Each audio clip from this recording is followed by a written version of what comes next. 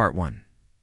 The signal and the static. Marcus Chen stared at the green lines dancing across his computer screen. It was 3:17 a.m., and he was alone in the deep space monitoring station. The night shift was always quiet, but tonight felt different. Coffee had gone cold hours ago, and his eyes burned from staring at data streams that most people would call meaningless noise. Another exciting night in paradise, he muttered to himself, adjusting his headphones. The Arecibo deep space station hummed around him, its massive dish pointing toward the dark sky above Puerto Rico. For 3 years, Marcus had been listening to the universe's background chatter, pulsars spinning like cosmic lighthouses, radio, waves from distant galaxies. It's mostly just static.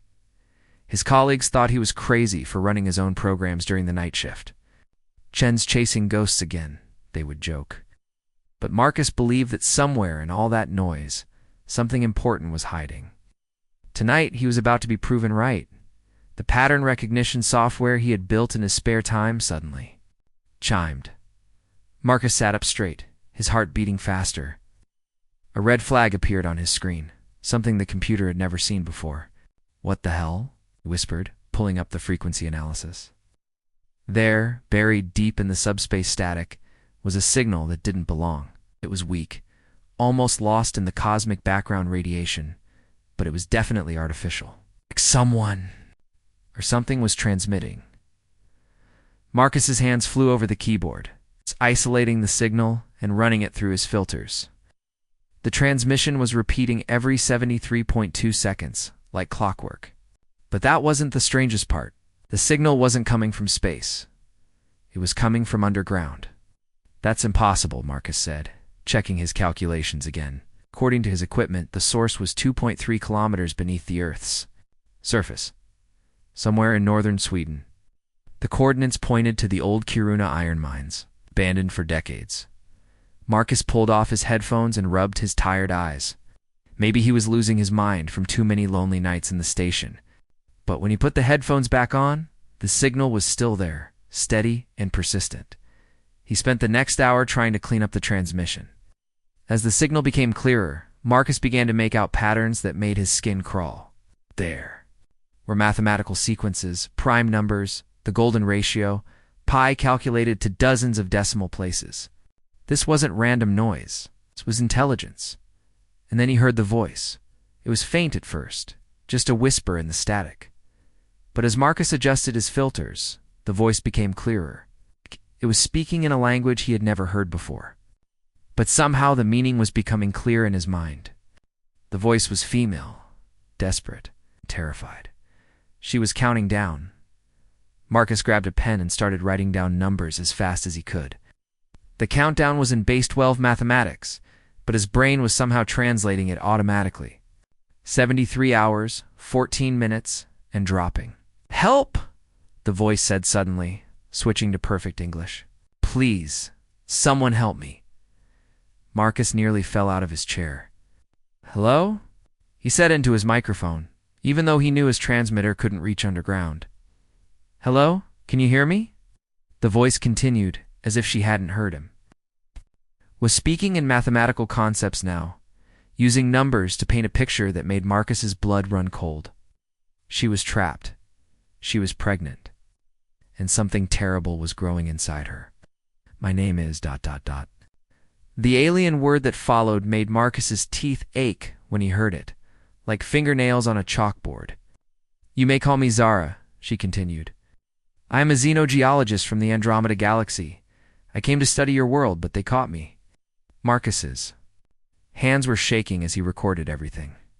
This was either the greatest discovery in human history, or he was having the most detailed breakdown ever. "They put their seed in me," Zara continued, her voice breaking with emotion. "The Devourers. They use beings from across the galaxy to birth their weapons. I am not the first. There are thousands of us hidden in deep places across your world." The signal strengthened suddenly, and Marcus could hear background sounds, dripping water, scratch of claws on stone, and something else. Something breathing that was definitely not human. "The countdown is not for rescue," Zara said, her voice becoming urgent. "It is for hatching. 72 hours, the offspring will be born. All of them, across your world, at the same moment. They will be perfect predators, designed to hunt and consume intelligent life. Marcus felt sick. If this was real, and his gut told him it was, then Earth was facing an invasion unlike anything in science fiction movies. But not from space. From below. I've been trying to send this message for months, Zara continued. But your people do not listen to the right frequencies. Their minds are not flexible enough. But you are different. You hear me clearly. Why? Marcus didn't know how to answer a question she couldn't hear anyway, but he found himself speaking into the microphone. I don't know. I've always been good with patterns, with finding signals and noise. My grandmother used to say I could hear things others couldn't. As if she had heard him, Zara's voice became stronger. Yes, I can sense your mind now. You are broadcasting on quantum frequencies without knowing it. Remarkable. Your species has hidden talents. Marcus's head was spinning. Quantum frequencies? This was way beyond his understanding of physics. Somehow he was in two-way contact with an alien being trapped beneath the Earth's surface. Listen carefully, Zara said, urgency filling her voice. The Devourers have been using your world as a breeding ground for centuries. They choose beings with advanced neural development to carry their hybrid offspring. The hybrids will have our intelligence but their hunger. They will be unstoppable. How do I stop them? Marcus asked, knowing he was probably talking to himself, but unable to stay quiet. You cannot fight them with weapons, Zara replied, somehow hearing his question. They exist partially in your dimension and partially in quantum space. There may be another way. The offspring bond with their birth mothers during the hatching process. If I could imprint different patterns, different emotions. Her voice was cut off by a roar that made Marcus's equipment shake. Something large was moving in the tunnels around her. They know I am communicating, Zara whispered. The birth approaches, and they are becoming active. If you can find me, you can reach me before the hatching. There might be hope. But you must hurry, and you must come alone. Devourers can sense large groups of minds. Marcus was already reaching for his jacket. This was crazy. He should call his supervisor, alert the military, contact someone with authority. But something in Zara's voice stopped him. She had been alone in the dark for months, carrying a monster's child, with only mathematics to keep her sane. If their positions were reversed, he would want someone to come for him. I'm coming, he said into the microphone. I don't know how, but I'm coming. The coordinates are ... Zara's voice faded as she transmitted a series of numbers that burned themselves into Marcus's memory. The Kiruna Mines. Level 7, Section 12. But be warned, the tunnels have been ... top changed. The Devourers reshape reality around there. Nests. The signal was weakening again. Marcus could hear Zara's breathing becoming labored. Ow. The countdown continues, she whispered. Ow. 71 hours, 43 minutes. When it reaches 0, your world will become a hunting ground. The hybrids will spread across the surface, and there will be no hiding from them. The transmission cut to static. Marcus sat in the humming silence of the monitoring station, staring at his equipment. Everything logical in his mind screamed that this was impossible. But his hands were already moving, shutting down his systems and grabbing his personal gear. He had a long drive ahead of him. Oh. Sweden was 18 hours away if he drove straight through. And somewhere in the darkness beneath the Kiruna mines, an alien woman was counting down the hours until Earth's nightmare began. Marcus Chin, night shift radio operator and part-time dreamer, was about to become humanity's most unlikely hero. He just didn't know it yet. Part 2. The descent. Marcus drove through the night like a man possessed. His old Honda Civic wasn't built for high-speed cross-country trips, but it was all he had. The radio played static-filled music as he pushed north through the darkness. Fueled by energy drinks and pure adrenaline, every few hours, he would pull over and try to contact Zara with his portable radio equipment. The signal was weaker away from the deep space station, but it was still there. Her countdown continued. 68 hours, then 65, then 62.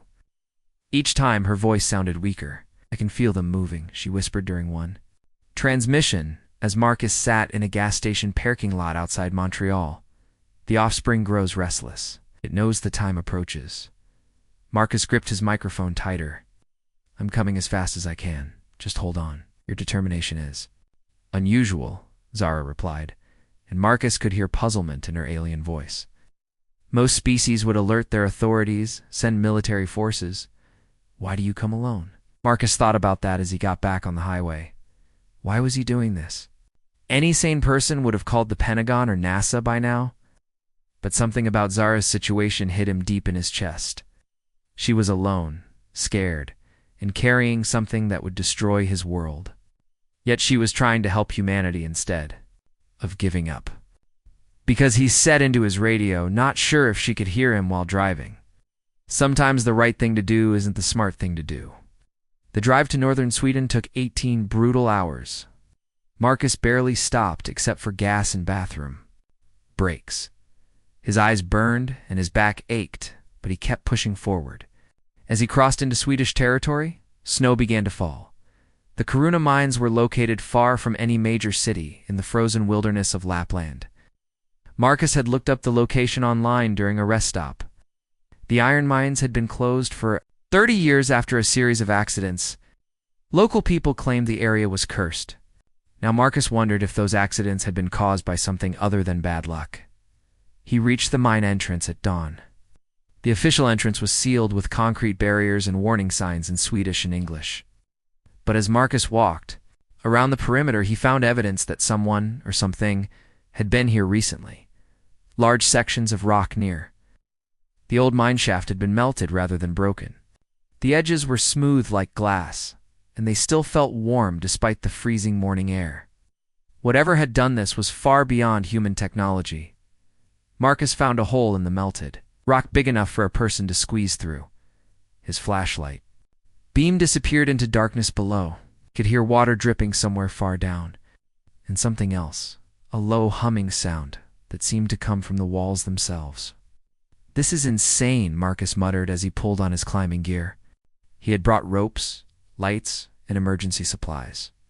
But he felt like a Boy Scout preparing to fight a dragon. His radio crackled to life. You were here. Zara's voice was clearer now, stronger. I can sense your presence above me. But be careful, the tunnels have been changed. Marcus clipped his rope to a solid anchor point and began his descent into the darkness. His flashlight revealed walls that definitely hadn't been carved by human miners. The rock was smooth and curved, almost like the inside of a living thing. Strange patterns of light pulsed through the stone, blue and green veins that seemed to pulse with a heartbeat. What am I seeing down here? Marcus asked into his radio as he rappelled deeper. The Devourers reshape matter at the molecular level, Zara explained.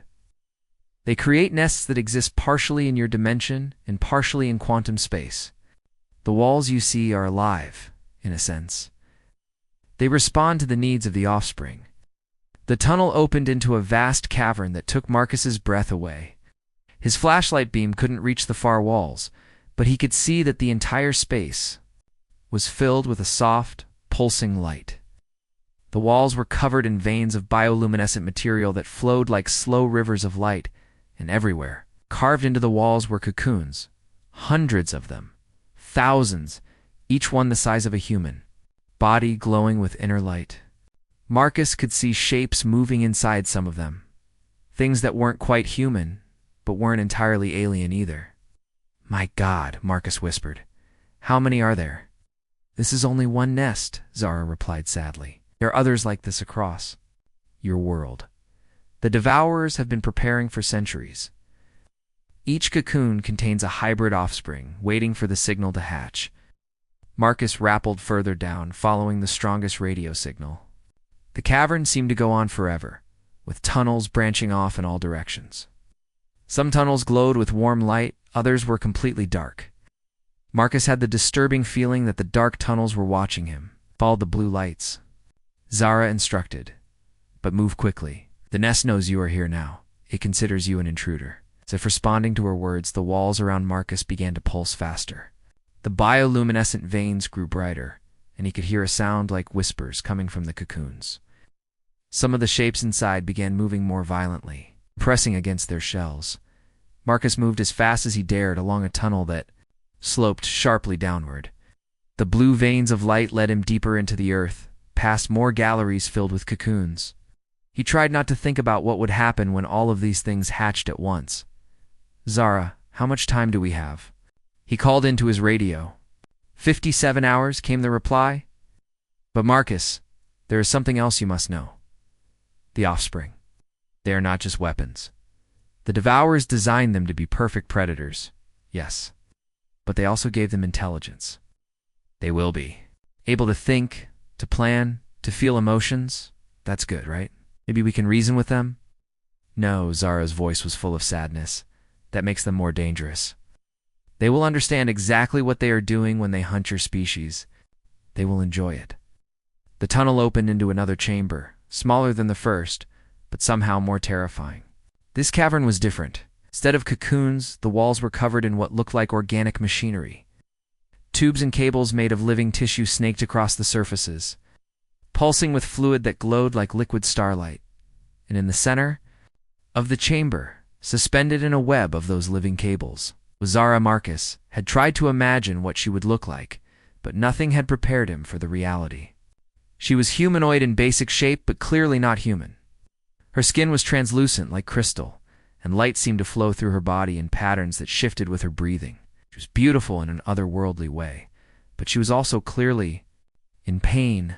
Her belly was swollen with pregnancy, but what grew inside her was visible through her crystal skin. It was dark and writhing, with too many limbs and what might have been teeth. Even in its unborn state, the thing looked hungry. "Marcus," Zara said, and her voice was weak with exhaustion. "You actually came." "Of course I came," Marcus said. Approaching carefully, the living cables that held her pulsed with energy, and he wasn't sure if touching them would kill him. "How do I get you out of here? You cannot simply cut these bonds," Zara warned. "They are connected to my nervous system. If you sever them incorrectly, both the Offspring and I will die." But there is another way. The chamber suddenly filled, with a sound like breaking glass mixed with screaming. The walls began to pulse faster, and the organic machinery started moving more violently. "They know you are here," Zara said urgently. "Ow. "The Devourers are coming." But Marcus, listen carefully. The Offspring can be influenced during the birth process. If you can help me, if you can stay close when the hatching begins, there might be a way to change what they become." "How?" Marcus asked, "Pulling tools from his pack while keeping one eye on the tunnel entrance? Your species has something the—" "Devourers do not understand," Zara explained.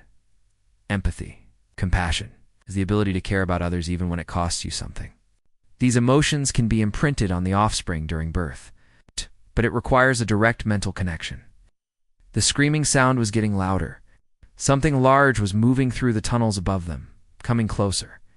"The quantum link that allows us to communicate," Zara continued desperately. "It can be strengthened. But the process is dangerous for humans. Your minds are not designed for multidimensional thought."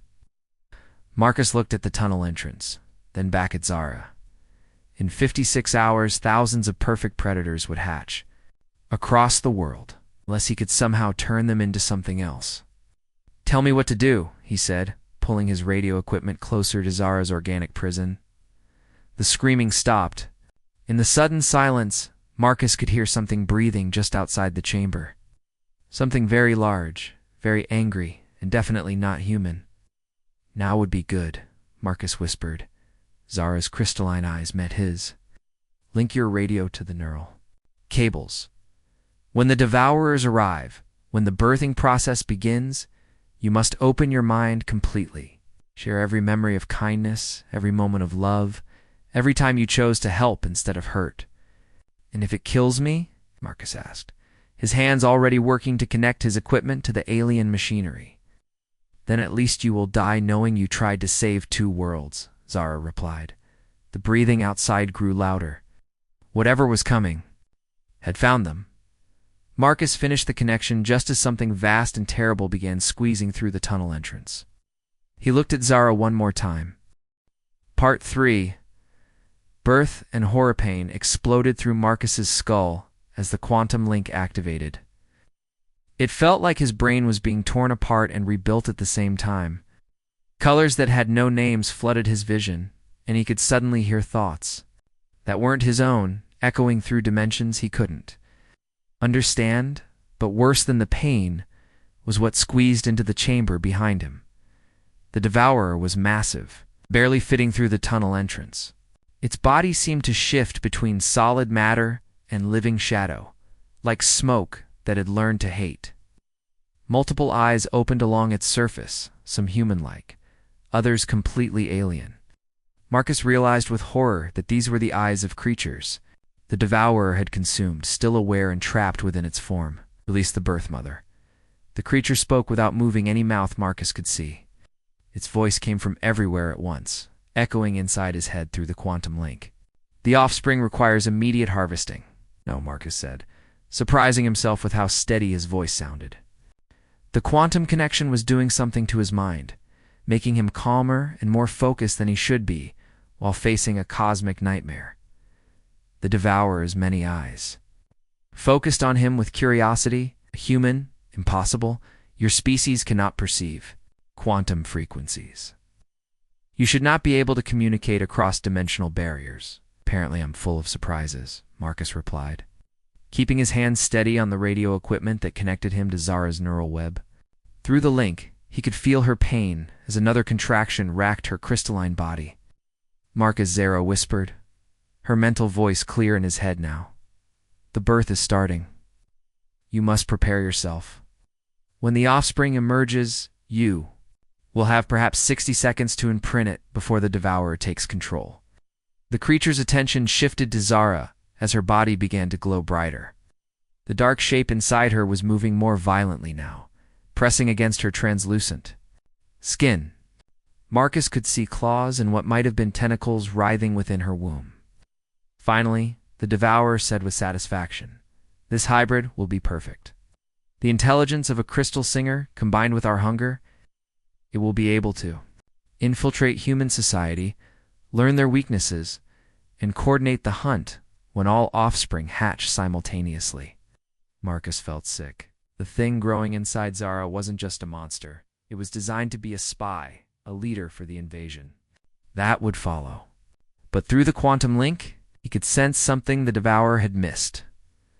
Zara's species didn't just give birth to children. They imprinted memories and emotions directly into their offspring during the birthing process. It was how they passed on their culture, their values, their understanding of right and wrong.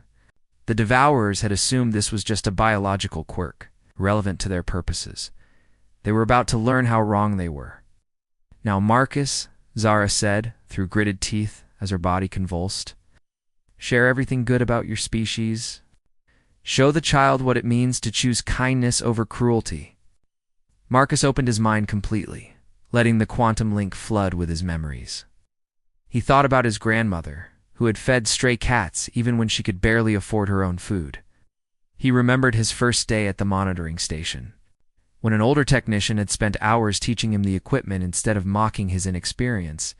He shared the memory of watching his neighbor shovel snow from an elderly woman's driveway without being asked. The time he had seen a group of teenagers help a lost child find her parents at a crowded festival. The everyday moments of human decency that the devourers would never understand.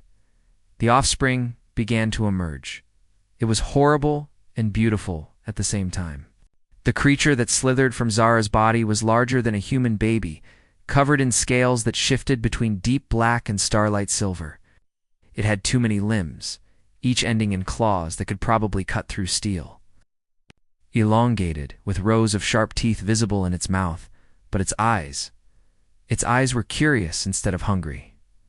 "What is this?" the devourer hissed, sensing something wrong with its carefully designed weapon. The offspring should be focused only on consumption. Why does it look around with interest instead of seeking prey? The newborn hybrid turned its strange head toward Marcus, and he saw intelligence there, not the cold calculation of a predator, but the wondering awareness of a child seeing the world for the first time. Through the quantum link, Marcus could feel the creature's mind forming, shaped by the memories Zara was pouring into it. "Hello, little one," Marcus said softly, maintaining the connection even as the psychic strain made his nose bleed. "Welcome to the universe." It's a big, scary place, but it's also full of friends you haven't met yet. The hybrid made a sound that was part growl, part purr. It crawled toward Marcus on its multiple limbs, moving with predatory grace, but without any sign of aggression. Impossible. The devourer roared, its shadowy form expanding to fill more of the chamber. The offspring is corrupted. The emotional imprinting was supposed to be suppressed by our genetic modifications. You forgot something, Marcus said, reaching out slowly to touch the hybrid's scaled head. The creature nuzzled against his hand like a puppy. Intelligence isn't just about processing information. It's about making choices. And this little guy just chose to be curious instead of cruel. The devourer lunged forward, intending to destroy the defective offspring and start over. But the hybrid moved faster than Marcus could follow, placing itself between the cosmic horror and its birth parents. When it spoke, its voice was a mixture of alien harmonics and something unmistakably human. "No," the hybrid said firmly. "You will not hurt my family." Family. The word hit Marcus like a physical blow. Through the quantum link, he could feel the hybrid's developing consciousness categorizing everything around it. Zara was mother. Marcus was ... father, protector. Something warm and safe, anyway. The devourer was identified as threat to family. You cannot defy your creators. The devourer shrieked, extending tendrils of living shadow toward the hybrid. You exist to serve our hunger. I exist to make my own choices, the hybrid replied, and Marcus felt a surge of pride that had nothing to do with genetics. The creature was learning to be human in the best possible way. The hybrid's form began to change. The scales smoothed into something more like skin, the extra limbs retracted, and the elongated head became more proportional. It was still clearly not human, but it was becoming something less monstrous and more ... childlike, Zara Marcus said. Urgently through the link, "Can you connect the hybrid to the quantum network? If we can spread this empathy and printing to the other offspring before they hatch ...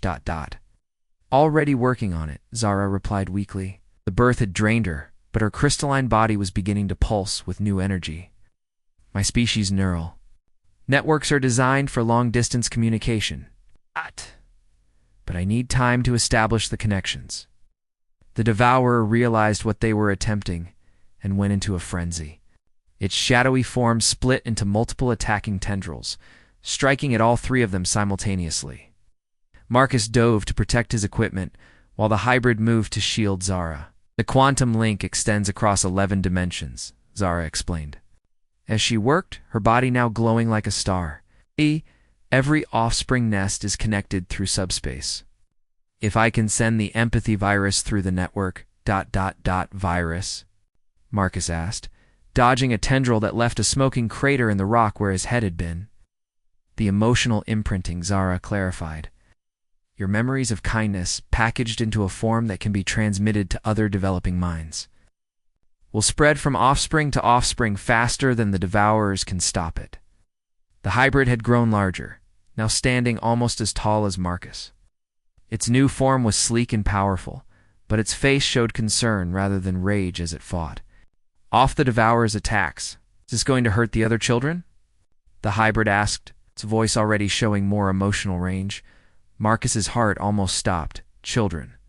The hybrid thought of the other offspring as children, not weapons. The empathy imprinting was working better than he had dared hope. "No, sweetheart," Marcus said, meaning it completely. "We're going to help them choose who they want to be, just like you did." "Then I will help," the hybrid declared. It placed one clawed hand on Zara's glowing form and reached out with its other toward Marcus. "Combine our connections. Make the VIR-US stronger." The three-way quantum link that formed almost destroyed Marcus's sanity. He could suddenly perceive the vast network of nests across Earth, thousands of cocoons pulsing with developing life. But more than that, he could feel the offspring themselves, confused, hungry creatures on the verge of hatching. Programmed for destruction, but capable of so much more. Through the link, Marcus poured out every act of human kindness he could. Remember, the hybrid amplified these emotions with its own newfound capacity for love. and Zara wove it all together into a package of pure empathy that shot across dimensions like lightning. The Devourer's scream of rage and despair. Entire cavern. Across the globe, thousands of perfectly designed weapons were learning to choose compassion over conquest. No, the creature wailed. Eons of preparation. The perfect invasion force. You have doomed your own species without the hybrid army. The Queen will come herself. Queen, Marcus asked, though part of him already knew the answer. Part 4. The Human Solution 6. Hours after the empathy virus spread across the world, Marcus sat in the glowing cavern watching his strange new family sleep. Zara was recovering slowly, her crystalline body flickering with healing patterns of light. The hybrid who had decided to call himself Hope after Marcus explained the concept. He was curled up beside her like a protective guardian. Marcus's radio equipment crackled with reports from around the globe. Military forces were scrambling to respond to what they thought was an alien invasion, but the situation was unlike anything in their training manuals. General Patterson here, came a voice from Marcus's emergency frequency. We've got reports of creatures emerging from underground sites worldwide. But they're not attacking. Repeat, they are not attacking. What the hell is going on down there, Chen? Marcus had contacted his supervisor 12 hours ago, breaking every protocol in the book to explain the situation. The response had been swift. Military cordons around every known emergence site, scientists being flown in from across the world, and Marcus himself being declared either humanity's greatest hero or its most dangerous traitor. The Offspring have been. Modified, Marcus replied into his microphone. They're no longer hostile. But we have a bigger problem coming. Through the quantum link that still connected him to Hope, Marcus could sense the approaching danger. Something vast and ancient was moving through space toward Earth. The Devourer. Queen had felt the failure of her invasion force and was coming to finish the job personally. How big a problem? General Patterson asked. Marcus looked at Hope, who had woken up and was listening to the radio with obvious intelligence. The hybrid's young face showed worry, not for himself, but for the world he had just been born into.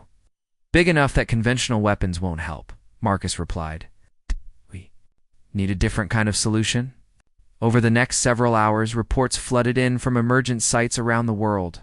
The Offspring, now calling themselves the Newborn, were indeed peaceful.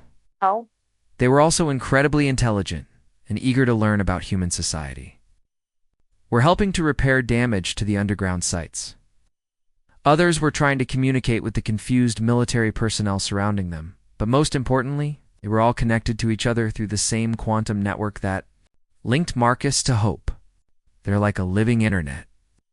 Dr. Sarah Mills explained during a conference call that included scientists from a dozen countries. Each individual consciousness is unique, but they can share information and emotions instantaneously across any distance. It's beyond our current understanding of physics. It's how my birth mother's people communicate, Hope said, speaking into Marcus's microphone. His voice was becoming more human-like by the hour, though it still carried harmonic undertones that made electronics hum in sympathy. But we've made it better. We've added human emotional patterns to the network. What does that mean, Doctor? Mills asked. It means, Zara said weakly, finally awake enough to join the conversation, that they've created something new.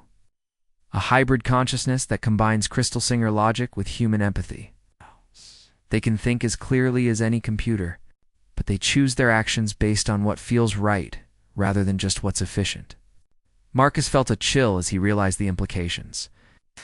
The Queen won't understand that. The Devourers see empathy as weakness, inefficiency. She'll underestimate them, to estimate us. Hope corrected gently. I may look different, but I'm human. Where it matters most. In here. He tapped his chest where a human heart would be. The next day brought confirmation of Marcus's fears. Deep space monitoring stations around the world detected something massive approaching from the outer solar system. It was moving faster than any known propulsion system should allow, bending space around itself like a living black hole. Estimated arrival in 18 hours, came the grim report from NASA. Object appears to be artificial, roughly the size of Manhattan, and it's decelerating toward Earth orbit. Military leaders around the world began preparing for war. Nuclear weapons were readied, space-based defense systems were activated, and evacuation plans were drawn up for major cities. But Marcus knew it wouldn't be enough. The Queen exists partially outside normal space-time, Zara explained during an emergency meeting that now included world leaders via video link. Your weapons can't touch something that's spread across 11 dimensions simultaneously. She's also telepathically linked to billions of devourers across the galaxy. Her consciousness is vast beyond comprehension. So how do we fight her? Asked President Martinez. We don't fight her, Marcus said, an idea forming in his mind. We heal her. The silence that followed was deafening. Excuse me? General Patterson's voice crackled with disbelief. Marcus stood up, feeling the weight of Hope's attention and the subtle presence of all the newborn through their quantum network. Think about it. The devourers have spent millions of years consuming other species, cutting themselves off from any connection except hunger. The Queen has been alone at the top of that hierarchy for eons. She's not evil. She's insane from isolation. You want to give therapy to a cosmic horror? Dr. Mills asked. I want to show her what she's been missing, Marcus replied. The newborn have created something unique, a consciousness network based on empathy rather than domination. If we can connect the Queen to that network, show her what it feels like to truly belong to something. It could kill her, Zara said softly. Or it could save her. Crystal Singers have legends about the Devourers, from before they became what they are now. They were once a species of individuals, like humans. But they chose to merge into a hive mind to become more efficient predators. They gave up their individuality for power. And now, they're trapped in that choice, Hope added, his young voice full of compassion. The Queen can't remember what it felt like to be a single person with her own thoughts and feelings. She's forgotten how to be anything except hungry. Plan that formed over the next 12 hours was either brilliant or completely insane. Instead of preparing to fight the Queen, they would prepare to embrace her. The newborn would expand their empathy network to its maximum range, creating a field of consciousness so warm and welcoming that even an ancient cosmic horror might be tempted to join. The risk is enormous, Zara warned. If the Queen resists the connection and strikes back through the network, it could destroy every newborn consciousness simultaneously. And Marcus, as the network's primary human node, the feedback could kill you instantly. What about the alternative? Marcus asked. The Queen shows up, realizes her invasion failed, and decides to sterilize the entire planet out of spite. Point. Taken, Zara replied grimly, as the Queen's ship entered Earth's atmosphere. Every military force on the planet went to high alert. But instead of launching missiles, they waited and watched as something impossible happened. The ship was beautiful. In the way that natural disasters are beautiful, it looked like a mountain-sized crystal that had learned to fly, constantly shifting between transparent and opaque, reality bending around its edges like heat shimmer. It settled into orbit without any apparent effort, ignoring gravity and physics. With casual contempt, she's scanning the planet, Zara reported, her crystalline body flashing with data streams. Looking for her offspring? Trying to understand what went wrong? Through Hope's connection, Marcus could feel the Queen's consciousness touching the edges of their network. It was vast, cold, and utterly alien. But underneath the cosmic indifference, he sensed something that shocked him. Fear. The Queen was afraid. Not of Earth's weapons or even of failure, but of something much deeper. She was afraid of being alone again if she lost her connection to the devourer hive mind. Now, Marcus whispered, the newborn opened their network completely, broadcasting. Every warm emotion, every moment of connection, every experience of love and friendship they had absorbed from human consciousness. Instead of trying to force the Queen to join them, they simply made themselves available. The Queen's response was immediate and violent. Psychic energy lashed out from her ship like solar flares, trying to burn away the network that dared to touch her mind. Several newborn cried out in pain, but they held the connection steady. She's fighting it, Hope said through gritted teeth. She's been alone so long, she's forgotten how to trust. Then we show her, Marcus said, opening his own mind completely to the network. He shared every memory of friendship he had, every moment of human kindness, every time someone had chosen to help rather than hurt. But most importantly, he shared his own fear and loneliness, the years of night shifts alone in the monitoring station, the feeling of being disconnected from other people, the desperate desire to matter to someone. The Queen's assault on the network suddenly stopped. Through the connection, Marcus felt her consciousness recoil in shock. She had expected resistance, defiance, or fear. She hadn't expected to find someone who understood what it felt like to be alone in the dark. Impossible, the Queen's mental voice whispered across 11 dimensions. You are prey species. You should fear us. We do fear you, Marcus replied honestly, but we also understand you. You've been alone for so long that you've forgotten what connection feels like, but it's not too late to remember. For a moment that lasted both forever and no time at all. Part 5, Legacy of the Heart, 2 years after the Queen's arrival. Marcus stood on the observation deck of the Harmony Station, Earth's first joint human-alien research facility. Below him, the surface of the planet looked peaceful in the morning. Sunlight, but he knew that underneath, incredible changes were still happening. The former devourer nest sites had been transformed into something beautiful, where once there had been cocoons waiting to hatch monsters. Now, there were gardens where crystal trees grew alongside earth plants. The newborn had learned to reshape matter like their devourer ancestors, but they used this power to create, rather than consume. Father Marcus, a familiar voice said behind him. Marcus turned to see Hope approaching, no longer the frightened hybrid child from the caverns, but a confident young adult. His appearance had stabilized into something that was clearly not human, but somehow felt completely natural on Earth. Just Marcus is fine, he replied as he always did. Hope had insisted on calling him father since that first day. And nothing Marcus said could change the hybrid's mind about family relationships. The morning reports are ready, Hope said, handing him a tablet made of living crystal that displayed information and patterns of light. Colony Ship 7 has established successful contact with the Zentari system. They're requesting cultural exchange protocols. Marcus smiled as he reviewed the data. The newborn had taken to space exploration with enthusiasm, but not for conquest. They were driven by curiosity and a desire to meet other species. Each colony ship carried a full empathy network, ready to share the gift of emotional connection with anyone willing to receive it. What did the Zentari think of our greeting? Marcus asked. They were suspicious at first, Hope replied. Most species expect newcomers to either trade or fight. When our people offered to share art and music instead, they thought it was a trick. Now, Hope's expression brightened, an expression that was purely human despite his alien features. Now they're asking if we can teach them how to make music that expresses emotions they don't have words for. Captain Sarah says the cultural exchange could last for decades. The transformation hadn't been limited to the newborn. Across the galaxy, former devourer outposts were experiencing their own changes. The Queen, who now called herself Kira, the name she had carried before her species chose the path of hunger, had released. Her psychic hold on the hive mind.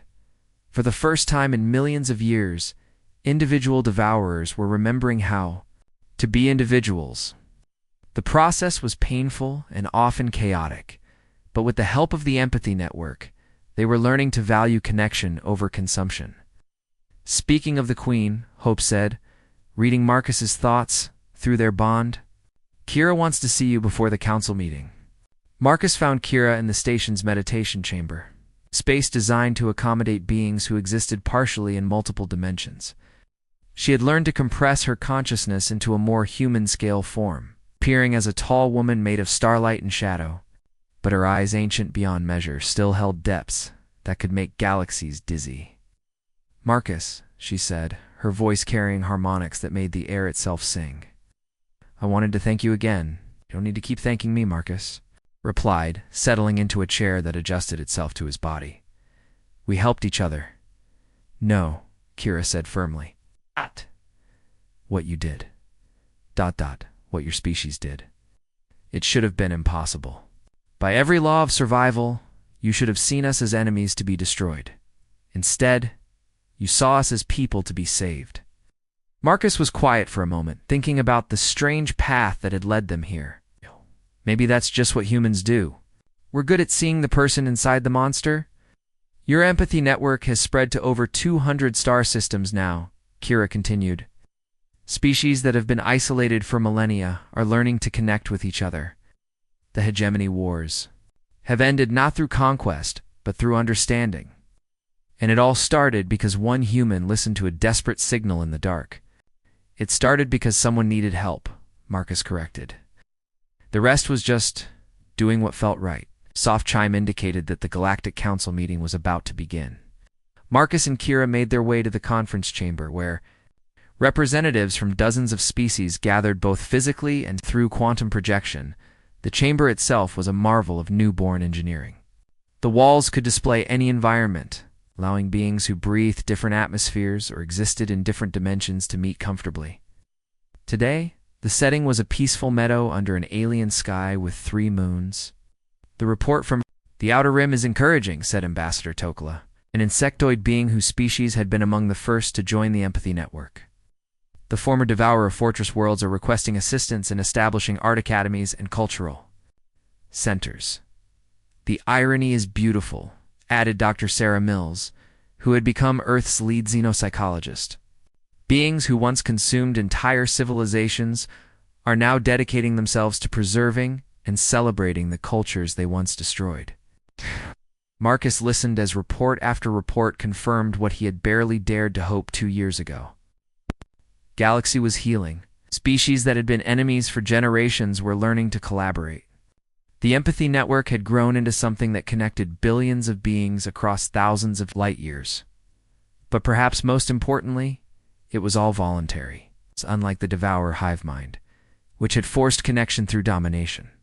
The empathy network only worked for those who chose to open their hearts to others.